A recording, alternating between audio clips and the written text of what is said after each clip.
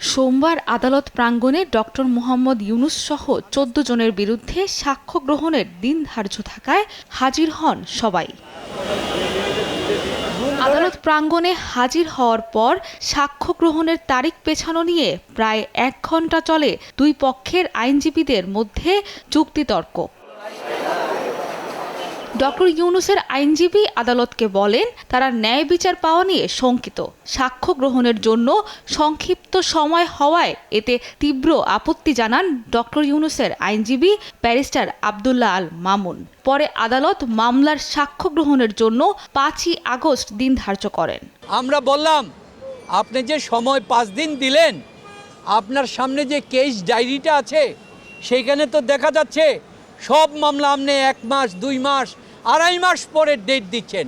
তাহলে ডক্টর ইউনুস সাহেব এমন কি ব্যাপার, তার মামলা ৫ দিন ৭ দিন পরে ডেট দিতে হবে, তাও আবার হাইকোর্টের অর্ডার আসার জন্য? এদিনও আদালতের ভেতর থাকা লোহার খাঁচা নিয়ে কথা বলেন ডক্টর ইউনুস। বলেন, আদালতে খাঁচার ভেতর ঢোকানো জাতির প্রতি অপমানজনক। এটা মানবতার প্রতি অপমান। এটা তো কেন মানুষকে পশুর মতো খাঁচায় ভরে রাখবে কেন? তবে একটা ভালো লাগলো যে আজকে ওই খাঁচার ভেতরে আমাদেরকে ঢোকায় নেই। এদিকে দুদক আসামি পক্ষের অভিযোগ নাকচ করে বলেন, আইন মোতাবেকই মামলা চলছে, তড়িঘড়ির কোনো প্রশ্ন নেই। প্রসিকিউশন অত্যন্ত নিরীহ এবং দুদকের পক্ষ থেকে মামলা পরিচালনা করে আমরা সাক্ষী হাজির করেছি।